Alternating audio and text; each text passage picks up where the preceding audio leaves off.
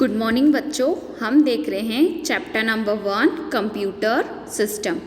ठीक है students, previous lectures में मैंने आपको बुक का इंट्रोडक्शन दिया था, है ना। आपको बुक कौन सी परचेस करनी है, हम कौन सी बुक से स्टडी करेंगे, प्लस मैंने कुछ रेफरेंस बुक के नाम भी आपको बताए थे, है ना। मैंने आपको चैप्टर्स में क्या क्या पढ़ना है, कंटेंट्स क्या हैं आपकी बुक के, ये सारी चीज़ें भी मैंने आपको एक्सप्लेन करी थी।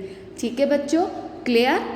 चलिए, इसके साथ हमने चैप्टर नंबर जो आपका 1 था कंप्यूटर सिस्टम वो स्टार्ट कर दिया था, है ना। वहाँ पर हमने कंप्यूटर के इंट्रोडक्शंस देखा था कि कंप्यूटर होता क्या है, ठीक है, उसकी डेफिनेशंस क्या है, ये सारी चीज़ें हमने देख ली थी। उसके साथ साथ हमने कंप्यूटर का ड्रॉ भी देखा था। Clear students. फिर हमने कुछ कैरेक्टरिस्टिक्स देखे थे कंप्यूटर की कि कंप्यूटर की क्या क्या कैरेक्टरिस्टिक्स, उसकी क्या विशेषताएँ होती है ना। उसके बाद हमने कुछ फीचर्स, फिर हमने फंक्शंस देखे थे कंप्यूटर के कि कंप्यूटर कौन कौन से फंक्शंस को अप्लाई यूज़ करता है, इनपुट क्या होता है, प्रोसेस क्या होता है, आउटपुट क्या होता है, स्टोरेज क्या होता है। फिर हमने एडवांटेजेस देखे थे कंप्यूटर के, ठीक है बच्चों। उसमें कुछ हमने डिसएडवांटेजेस देखे थे कंप्यूटर के, ठीक। और कंप्यूटर का जो ब्लॉक डायग्राम है वो देखा था। तो बच्चों, फर्स्ट चैप्टर में मैंने इतने टॉपिक आपको क्लियर कर दिए थे। उसकी मैंने आपको PDF भी भेजी थी। उसके बाद अगर आपको उसकी और थ्योरी चाहिए, आपको लगता है कि ये वाली चीज़ नेट में अच्छी है या फिर बुक में अच्छी है, तो आप वो भी वहाँ से यूज़ कर सकते हो। उसकी बहुत सारी थ्योरी आपको बुक में भी मिल जाएगी। ठीक है स्टूडेंट्स, ये सारी चीज़ें हमने पढ़ी थी, है ना। अब हमारा आज का नया टॉपिक है, जिसका हमारे टॉपिक का नाम है बच्चों evolutions of computer system, generations of computer. ठीक है, हमारे कंप्यूटर की कौन कौन सी जनरेशन्स थी, ठीक है, हमारा कंप्यूटर कब बनना स्टार्ट हुआ था, उसमें क्या क्या चीज़ें लगी थी, कौन कौन सी चीज़ हमने उसमें यूज़ की थी, कौन सी चीज़ हमने उसमें यूज़ नहीं करी थी, कौन सी जनरेशन किस डेट पे निकली थी, वो कब तक चली थी, और आज हम किस जनरेशन में काम कर रहे हैं, है ना। तो ये सारी चीज़ें हम आज के लेक्चर में पढ़ेंगे, ठीक है। तो आज का हमारा टॉपिक का जो नाम है वो है इवोल्यूशंस ऑफ कंप्यूटर सिस्टम या जनरेशन ऑफ कंप्यूटर, आपके कंप्यूटर की जनरेशन। इसके साथ साथ किस जनरेशन में कौन कौन से कंप्यूटर्स निकले, उनके एग्जांपल्स देखेंगे हम, है ना। उनके एडवांटेजेस क्या हैं ये भी देखेंगे, उसके डिसएडवांटेजेस क्या हैं ये भी देखेंगे। तो ये सारी चीज़ें हम अब आज के टॉपिक में देखते हैं बच्चों, क्लियर। चलिए, आज का हमारा सबसे पहला जो टॉपिक में सबसे फर्स्ट जनरेशन है वो है, सॉरी बच्चों, इवोल्यूशन ऑफ जनरेशन देखने से पहले मैं आपको एक ड्रॉ के थ्रू इसको अच्छे से एक्सप्लेन करना चाहती हूँ। तो हम देखते हैं जनरेशन का ड्रॉ। देखिए बच्चों, यहाँ पे मैंने आपको एक ड्रॉ दिखाया है ना। ड्रॉ में लिखा है जनरेशन्स ऑफ फ्यूचर कंप्यूटर्स, है ना। पुराने कंप्यूटर्स के बारे में भी बताया और फ्यूचर वाले में भी बताया। जब सबसे पहले हमारा जो कंप्यूटर सिस्टम स्टार्ट हुआ था बनना, जो हमारा फर्स्ट जनरेशन था, वो कुछ इस तरह का था बच्चों, वो हमारा कुछ इस तरह से था, ठीक है, जिसमें बहुत बड़ी जगह थी, बहुत बड़े बड़े पार्ट्स में कंप्यूटर्स की चीज़ें लगती थी और उसको हैंडल करने में बहुत सारे लोगों की यूज़ लगता था। फिर हमारा जो कंप्यूटर हुआ थोड़ा स्मॉल हुआ, मतलब पहले अगर मान लो कि हमारा कंप्यूटर एक रूम में हमारा कंप्यूटर रखा होता था, कि पूरा रूम लगता था एक कंप्यूटर को रखने में। सेकंड जनरेशन में या सेकंड टाइम में हम उस कंप्यूटर को क्या करा, स्मॉल किया, मतलब अब हम एक कम रूम में 3 से 4 कंप्यूटर्स को रख सकते थे, जो कि आपको स्क्रीन पे विजिबल हो रहा है, ठीक है बच्चों। उसके बाद क्या हुआ कि उसमें भी कुछ एडवांटेज थे, उसके डिसएडवांटेजेस है, कुछ रखने में प्रॉब्लम आई, किसी चीज़ में प्रॉब्लम आई, तब हमने क्या करा, यहाँ पे ये वाला कंप्यूटर को स्टार्ट किया, ठीक है। अब इस कंप्यूटर में क्या था कि पहले प्रीवियस कंप्यूटर्स में हम क्या करते थे कि एक जगह एक ही चीज़ रखते थे, है ना। मतलब एक पूरे रूम में हम 2 या 3 सिस्टम रख सकते थे। उसके बाद फिर क्या हुआ, हमने उसे और थोड़ा स्मॉल साइज़ में किया। तो आप 3rd नंबर पे देख रहे हैं जहाँ राइट क्लिक लगा हुआ टिक है, हमने उस तरीके से अपने कंप्यूटर को, मतलब हमने मॉनिटर्स को छोटा करा, कीबोर्ड्स लेकर आए। ये सब मैं एक आपको ओवरव्यू बता रही हूँ, है ना। इसको हम डिटेल में आगे बढ़ेंगे। उसके बाद देखो बच्चों, फिर हमने उसे और छोटा किया, तो हमने कुछ इस तरीके से अपने कंप्यूटर को डिज़ाइन किया ताकि आपका कंप्यूटर इस तरीके से यूज़ हो। इसमें बहुत कम कीबोर्ड्स की कीज़ कम कर दी है ना। सीपीयू देखिए, प्रीवियस में कितना बड़ा सीपीयू था, अब यहाँ पे सीपीयू छोटा कर दिया। ये सिस्टम भी आपको बहुत पुरानी जगह इस तरह के सिस्टम्स अभी भी फ़िलहाल मिलेंगे। फिर हमारा लेटेस्ट कंप्यूटर कुछ इस तरीके से हुआ जो कि आप लेटेस्टली अभी यूज़ कर रहे हैं। ठीक है, आप इसे अभी आराम से यूज़ कर सकते हैं।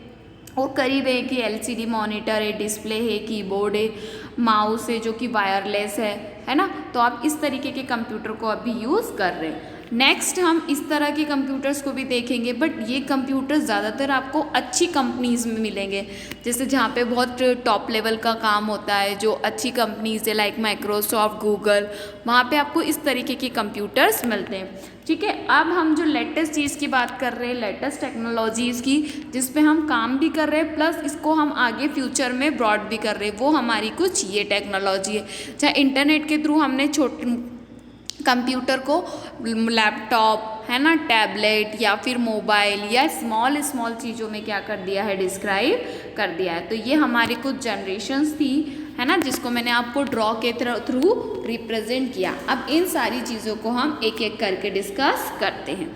चलिए बच्चों, सबसे फर्स्ट में स्टार्ट करें हम। सबसे पहली जनरेशन होती है first generation of computer, vacuum tubes. तो बेटा मैं आपको आगे इसको पढ़ाने से पहले बता दूं कि जो फर्स्ट जनरेशन थी हमारी कंप्यूटर की, उसमें हमने किस चीज़ का यूज़ किया था, वैक्यूम ट्यूब। मतलब वो हमारा कंप्यूटर वैक्यूम ट्यूब की हेल्प से बना था।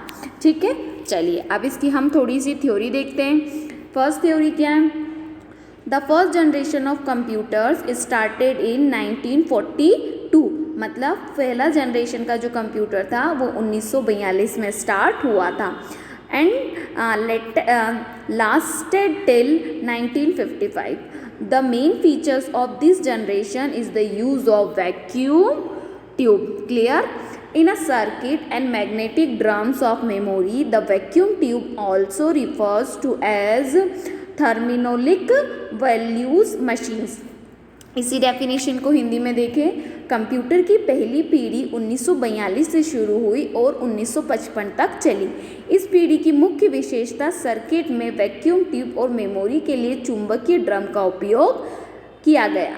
वैक्यूम ट्यूब को हार्मोनिक वॉल्व मशीन भी कहा जाता है। ठीक है स्टूडेंट, देखिए मैं आपको यहाँ क्या बताना चाहती हूँ, मैं आपको ये बताना चाहती हूँ कि जो फर्स्ट जनरेशन थी हमारी कंप्यूटर की, उसमें सबसे पहले किसका यूज़ किया, वैक्यूम ट्यूब का, है ना। अभी जनरेशन कब की थी, तो 1942 से स्टार्ट हुई थी और 1955 तक इस जनरेशन ने काम करा। इसमें मैग्नेटिक ड्रम होती थी, एक मेमोरी होती थी और सर्किट के थ्रू इसमें क्या होता था, वैक्यूम ट्यूब लगा होता था, जिसे हार्मोनिक वॉल्व मशीन भी कहा जाता है।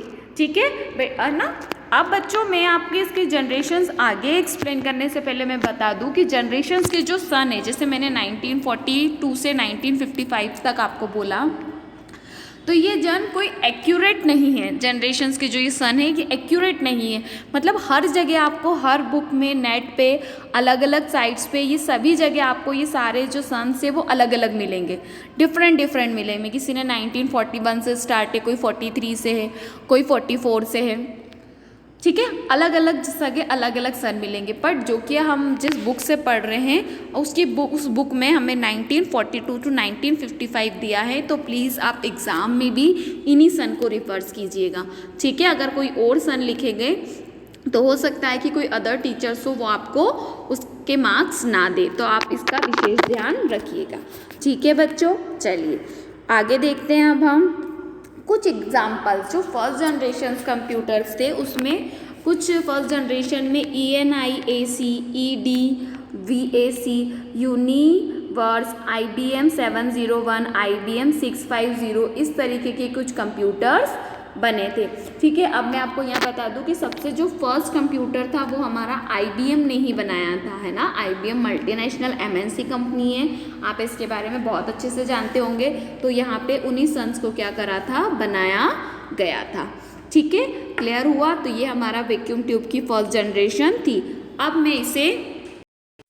अब बच्चों मैं इसे आपको एक ड्रॉ के साथ बताती हूँ। तो देखिए ये फर्स्ट जनरेशन ऑफ कंप्यूटर है जो कि कितनी बड़ी जगह दिख रहा है आपको स्क्रीन पे, और एक व्यक्ति इसको ऑपरेट कर रहा है। ये इसका फ्रंट व्यू है ना, जिसको किसकी मदद से बनाया था हमने, वैक्यूम ट्यूब की मदद से बनाया था।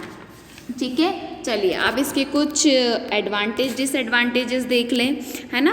और भी बहुत सारे एडवांटेजेस आपको बुक में मिल जाएंगे, बट जो इजीली था वो मैंने आपको बताया यहाँ पे। It was only electronic device, ये सिर्फ क्या है, एक इलेक्ट्रॉनिक डिवाइस है। It device to hold a memory, ये बड़े कंप्यूटर एक इलेक्ट्रॉनिक डिवाइस थे और ये मेमोरी को क्या कर सकते थे, होल्ड कर सकते थे। इसके एडवांटेजेस कम है। अब इसके डिसएडवांटेज की बात करें, too block large in size, इसकी साइज़ क्या थी, बहुत ही लार्ज थी, जिसको रखने में बहुत ज़्यादा प्रॉब्लम आती थी, है ना। एक बार जिस कमरे में बन गया आप दूसरे कमरे में उसको ले जाएंगे तो प्रॉब्लम आएगी सही। नेक्स्ट है वैक्यूम ट्यूब बर्न फ्रिक्वेंटली, है ना। वैक्यूम ट्यूब को हमें फ्रिक्वेंटली क्या करना पड़ता था, बर्न करना पड़ता था। दे वेयर प्रोड्यूसिंग हीट, ये क्या करती है, हीट को भी बहुत मात्रा में क्या करता था, प्रोड्यूस करता था। उसके बाद मेंटेनेंस प्रॉब्लम, इसको मेंटेन करने में भी क्या होती थी बच्चों, बहुत प्रॉब्लम आती थी। तो ये क्या थे आपके फर्स्ट जनरेशन कंप्यूटर के कुछ एडवांटेज और डिसएडवांटेजेस थे। ठीक है स्टूडेंट्स, चलिए अब हम बात करते हैं सेकेंड जनरेशन ऑफ कंप्यूटर, जिसका हम सेकेंड जनरेशन ऑफ कंप्यूटर में हमने यूज़ किया था ट्रांजिस्टर। ठीक है, अब ट्रांजिस्टर क्या होता है ये सब भी हम समझेंगे। तो पहले हम सेकेंड जनरेशन की थ्योरी देखते हैं, है ना। सेकेंड जनरेशन ऑफ कंप्यूटर क्या है, this generation begin in 1956 and ended in 1964। The use of transistor inside of vacuum tube on the beginning of the second generation through the invention of transistor took place in 1947. ठीक है student, the uses of begin in the late 50s year। अब हम इसको हिंदी में देखते हैं। यह पीढ़ी 1956 से शुरू हुई और 1964 में समाप्त हुई। दूसरी पीढ़ी की शुरुआत से वैक्यूम ट्यूब के बजाय ट्रांजिस्टर का उपयोग शुरू हुआ। हालांकि ट्रांजिस्टर का आविष्कार 1947 में हुआ था, लेकिन इसका उपयोग 50 के दशक के अंत में शुरू हुआ। अब मैं बताऊं कि सेकेंड जनरेशन में ट्रांजिस्टर का यूज़ किया था, है ना। ट्रांजिस्टर तो 1947 से ही स्टार्ट हो गया था, बट इसका जो आविष्कार हो गया था, मतलब हमने इसको डेवलप कर लिया था, बट इसका यूज़ 50s के दशक में हुआ। और इसमें हमने सेकेंड जनरेशन में वैक्यूम ट्यूब की जगह ट्रांजिस्टर लगाए। ट्रांजिस्टर लगाने से हमें क्या एडवांटेज और क्या डिसएडवांटेजेस, क्लियर स्टूडेंट्स। चलिए अब हम आगे देखते हैं। दे where surprises of vacuum tube in term of size, speed, cost and electric use. They were faster, smaller, cheaper and used less energy. The similarly were only the use of punched card for input, printout and a high level of heat produced. इसी को हिंदी में देखें हम, वे आकार, गति, लागत और बिजली के उपयोग के मामले में वैक्यूम ट्यूब से बेहतर थे। वे तेज, छोटे, सस्ते और कम ऊर्जा वाले थे। समानताएं केवल इनपुट, प्रिंटआउट के लिए छिद्रित कार्ड और उच्च स्तर के ताप उत्पादन के लिए उपयोग में थे। मतलब कि जब बच्चों हम सेकेंड जनरेशन में हमने ट्रांजिस्टर का उपयोग करा तो जो हमारा कंप्यूटर था उसकी गति बहुत तेज थी, है ना। उस समय स्पीड बहुत ज़्यादा थी, कॉस्ट कम लगती थी, इलेक्ट्रिसिटी भी कम प्रोड्यूस होती थी। ठीक है, मतलब ये छोटे भी थे, सस्ते थे, कम ऊर्जा वाले थे। तो इसमें हमें क्या होता था, इसमें हम प्रिंट आउट भी निकाल सकते थे।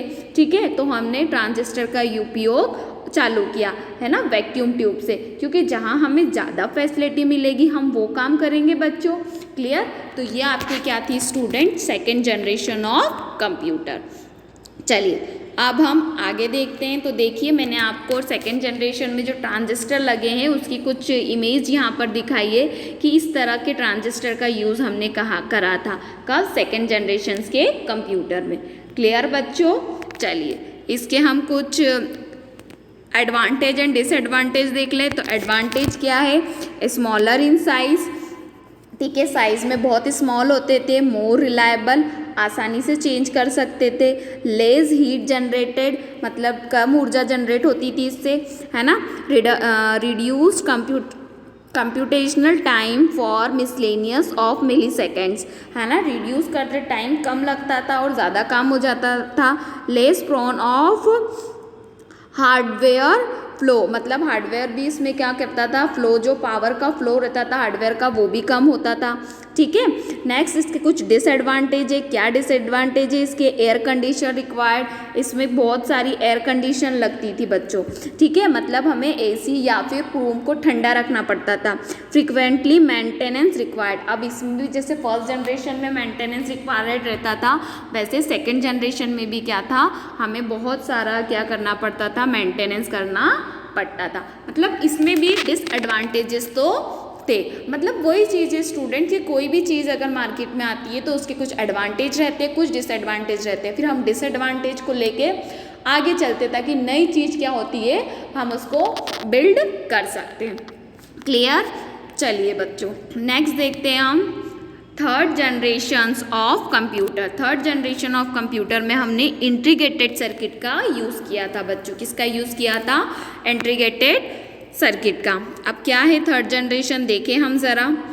This generation begin in 1965 and ended in 1975. The highlights of this generation is semiconductor transistor minimized and put on the silicon chip. The production of these computers followed an integrated technology circuit. इसी definition को हिंदी में देखें ज़रा हम। यह पीढ़ी 1965 से शुरू हुई और 1975 में समाप्त हुई। इस पीढ़ी का मुख्य आकर्षण अर्धचालक है। ट्रांजिस्टर को छोटा किया जाता है और एक सिलिकॉन चिप लगाई जाती है। इन कंप्यूटर का उत्पादन एक कृत्रिम औद्योगिक सर्किट का अनुसरण करता है। देखो थर्ड जनरेशन ऑफ जो कंप्यूटर है स्टूडेंट वो इंटीग्रेटेड सर्किट से बना है ना। 1965 में स्टार्ट हुआ था और 1975 तक चला। इसमें सेमीकंडक्टर का यूज़ किया जाता है, मतलब जो पहले हम ट्रांजिस्टर का यूज़ करते थे उसको छोटा करके हमने उसमें क्या करी, सिलिकॉन की चिप लगाई जिसे हम इंटीग्रेटेड सर्किट के नाम से जानते हैं। क्लियर हुआ बच्चों? चलिए आगे देखते हैं। यहाँ पे देखिए कुछ इस तरीके से इंटीग्रेटेड सर्किट होते हैं। अब ये अगर आपको रियल लाइफ में देखना है इसे तो आप पुरानी जो टीवीज़ होती है ना जब वो ख़राब होती है तो भैया उसके अंदर से एक प्लेट निकाल के सॉफ्ट उसे ठीक करते हैं। जो हमारे टीवी सुधारने वाले आते हैं है ना, जो टीवी रिपेयर करते हैं, तो ये इंटीग्रेटेड सर्किट्स उसमें आपको इजीली देखने को मिलेंगे। क्लियर बच्चों? चलिए नेक्स्ट देखते हैं हम थर्ड जनरेशन कंप्यूटर के कुछ एडवांटेजेस एंड डिसएडवांटेज। तो थर्ड जनरेशन की क्या, लेस एनर्जी, ये एनर्जी बहुत कम देता था है ना, इजीली पोर्टेबल, हम आसानी से इसे एक स्थान से दूसरे स्थान से रख लेते थे। Maintenance cost is low, maintenance एक तरीके से इसमें ख़त्म ही हो गया था बिकॉज हार्डवेयर था वो कम यूज़ होता था। ठीक है, अब इसके कुछ डिसएडवांटेज है। क्या है? There are lot of causes requirement for air condition, हमें इसमें रूम को बहुत ठंडा रखने की ज़रूरत होती थी। ठीक है, highly sophisticated production was easier and cheaper. ठीक है, इसमें बहुत सारे सोफिस्टिकेटेड प्रोडक्ट्स लगते थे जो कि क्या होते थे, ईजीली अवेलेबल तो हो जाते थे बट वो चीपर होते थे। ठीक है, तो ये क्या है हमारा थर्ड जनरेशन के कुछ कंप्यूटर्स के थे। एक और जैसे मैं बता दूं कि एयर कंडीशन तो लगता था, जो आईसी चिप होती है अपनी इंटीग्रेटेड सर्किट उसको आईसी बोलते हैं हिंदी में, सॉरी इंग्लिश में इस शॉर्ट फॉर्म में, उसको मैन्युफैक्चर करने में बहुत टाइम लगता था है ना, चिप बनाने में बहुत ज़्यादा समय लगता था। क्लियर? चलिए अब हम देखते हैं fourth generation of computer system. इसमें हमने माइक्रो प्रोसेसर का यूज़ किया था। This generation of microprocessor began in 1976 and ended in 1989. These revolutions of technology is slowly attributed to Intel. The Intel 404 chip invented in 1971 changed the complete है ना, with CPU memory input output control positions on a single chip. इसी definition को हिंदी में देखिए, micro processor की पीढ़ी 1976 से शुरू हुई और 1989 में समाप्त हुई। प्रौद्योगिकी की इस क्रांति का श्रेय पूरी तरह से इंटेल को जाता है। 1971 में आविष्कार की गई इंटेल 4004 चिप में एक ही चिप में CPU मेमोरी इनपुट आउटपुट नियंत्रणों के साथ पूर्व परिदृश्य को बदला गया। देखो 4th जनरेशन में किसका यूज़ करा गया, माइक्रो प्रोसेसर का। अब माइक्रो प्रोसेसर कब स्टार्ट हुआ, 1976 से 1989 के बीच में, ठीक है। ये 4th जनरेशन की स्टार्टिंग एज है ना। चिप माइक्रो प्रोसेसर को हमने 1971 में तो कंप्लीट कर लिया गया था, है ना। इसे सबसे पहले इंटेल ने बनाया गया था, जो 404 की चिप थी। इसमें CPU मेमोरी इनपुट आउटपुट ये सारी चीज़ों को हमने 4th जनरेशन में स्टार्ट किया। क्लियर बच्चों, चलिए नेक्स्ट देखें अब हम 4th जनरेशन्स के कुछ एडवांटेज, जैसे स्मॉल इन साइज में स्मॉल था, है ना। उसके बाद एयर कंडीशन की ज़रूरत भी नहीं पड़ी, फास्टर था, पोर्टेबल था, है ना। ये सारे इसके क्या है एडवांटेज। इसके डिसएडवांटेज क्या थे, मैन्युफैक्चर करने में हमें चिप में बहुत ज़्यादा प्रॉब्लम आती थी। क्लियर हुआ बच्चों, चलिए इसको मैं आप बता दूं, कुछ इस तरह की इंटेल की जो चिप्स लगती थी माइक्रो प्रोसेसर, इस तरह के इसमें यूज़ किए जाते थे। चलिए अब 5th जनरेशन है। 5th जनरेशन जो हमारी लेटेस्ट जनरेशन है जो अभी चल रही है, इसमें हम आर्टिफिशियल इंटेलिजेंसी का यूज़ करते हैं। अब आर्टिफिशियल इंटेलिजेंसी को अगर आपको बहुत डीप में पढ़ना है तो हम 2nd चैप्टर में पढ़ेंगे बच्चों। अभी मैं आपको इन शॉर्ट बता देती हूँ इसमें। The generation that we are living in the 5th generation of artificial intelligency की है। The generation is not limit only hardware but include the software. इसमें हार्डवेयर की कोई लिमिट नहीं है, हम ज़्यादा से ज़्यादा नए सॉफ्टवेयर बिल्ड कर रहे हैं इसमें। Still under development process many advance like voice recognize and already in the market. बहुत सारी चीज़ें मार्केट में चल रही है। यही हिंदी मीडियम में भी वही चीज़ एक्सप्लेन की है मैंने, जो मैंने इंग्लिश में की है, कि इस पीढ़ी में हमने आर्टिफिशियल इंटेलिजेंसी का यूज़ किया है। इसमें हार्डवेयर की कोई सीमा नहीं है, इसमें हम कितने भी सॉफ्टवेयर कितनी भी चीज़ों को क्या कर सकते हैं, रिकॉग्नाइज करके यूज़ कर सकते हैं। तो ये आपकी कौन सी जनरेशन थी, 5th जनरेशन। इसे और अच्छे से देखते हैं। The computer made in the 5th generation was created with the help of logical programming and miscellaneous parallel computing. इसे हिंदी और इंग्लिश साथ में देखते हैं कि आर्टिफिशियल इंटेलिजेंसी थी, है ना। इसमें कंप्यूटर में लॉजिकल प्रोग्राम्स, नई नई चीज़ों को डेवलप करना, नए हार्डवेयर लेकर आना, इसका यूज़ होता था। This generation of computer was based in a parallel processing hardware like AI। Parallelly process में काम करते हैं हार्डवेयर और software. The ability to stale the means of method to making a computer in the same as human being. अब हम इसमें ये सोच रहे हैं कि हमारा कंप्यूटर ह्यूमन बीइंग्स की तरह सोचे, ह्यूमन बीइंग की तरह समझे, और इसमें बहुत सारी हाई लेवल प्रोग्रामिंग लैंग्वेजेस का यूज़ करा है, जैसे C++, जावा, अभी जो आपकी बुक में है पाइथन। तो ये सब क्या है बेटा, आपके 5th जनरेशन्स है, ठीक है। चलिए एडवांटेजेस उसकी क्या है, तो फास्टर है ना, बहुत स्टिल वर्क करती है, ठीक है, हाई स्पीड देती है, साइज़ में बहुत स्मॉल है, मल्टीपल चीज़ें आप एक साथ रन कर सकते हैं, ठीक है। रिसोर्स को भी हम क्या कर सकते हैं, एक साथ इसे शेयर कर सकते हैं। सिर्फ इसका एक ही डिसएडवांटेज अभी लेटेस्ट में चल रहा है कि हम इसको कंप्यूटर हमारा सोच नहीं सकता, है ना, lack of human like intelligency, वो इंसानों की तरह सोच नहीं सकता, ठीक है बच्चों। देखिए मैंने एक एग्जांपल बताया कि जैसे एक बच्ची है और एक रोबोट है, तो robot is also artificial intelligency. Clear students, चलिए अब हम आगे देखते हैं बच्चों। अभी तक मैंने आपको कंप्यूटर की जनरेशन्स को अलग अलग बताया। अब इसका एक कंपैरिजन है, इस कंपैरिजन को आप चाहें तो बुक में भी दे रखा है, वहाँ से भी आप पढ़ सकते हैं, नहीं तो मैं आपको बताऊं, जैसे ड्यूरेशन में मैंने आपको सन्स सारे बता दिए हैं, वहाँ पर बताएं, यहाँ पे भी वही सन है ना। फर्स्ट जनरेशन में वैक्यूम ट्यूब का यूज़ हुआ, फिर ट्रांजिस्टर का, फिर इंटीग्रेटेड सर्किट का, फिर माइक्रो प्रोसेसर का, और अब हम आर्टिफिशियल इंटेलिजेंसी का यूज़ कर रहे हैं, ठीक है। अब इसकी साइज़ ऑफ कंप्यूटर क्या है, इसमें बहुत ज़्यादा थी, इसमें कम थी, इसमें सेकंड जनरेशन से कम थी, इसमें कंप्यूटर छोटे होते गए और इसमें तो बहुत ही ज़्यादा स्मॉल हो गए, है ना। वैसे ही इसकी स्टोरेज कैपेसिटी भी क्या होती गई, इसमें मैग्नेटिक टेप का यूज़ किया, इसमें भी मैग्नेटिक टेप, यहाँ हमने हार्ड डिस्क, फ्लॉपी डिस्क, अब यहाँ ऑप्टिकल डिस्क और लेटेस्ट चीज़ें यूज़ करते गए।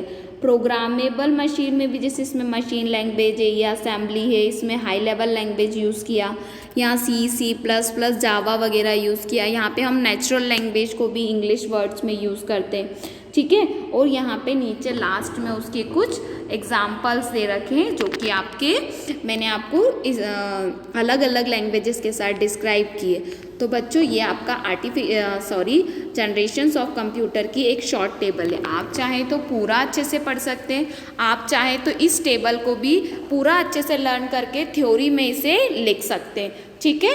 तो ये आपके कंप्यूटर की इवोल्यूशन ऑफ जनरेशन जो थी यहाँ पर क्या हो गई बच्चों, कंप्लीट हो गई है। क्लियर? चलिए, आई होप सो स्टूडेंट्स कि आज का जो हमारा टॉपिक था इवोल्यूशंस ऑफ कंप्यूटर सिस्टम या जनरेशन ऑफ कंप्यूटर सिस्टम वो कंप्लीट हो गया। अब हम नेक्स्ट लेक्चर्स में नेक्स्ट टॉपिक के साथ मिलेंगे। Okay, thank you.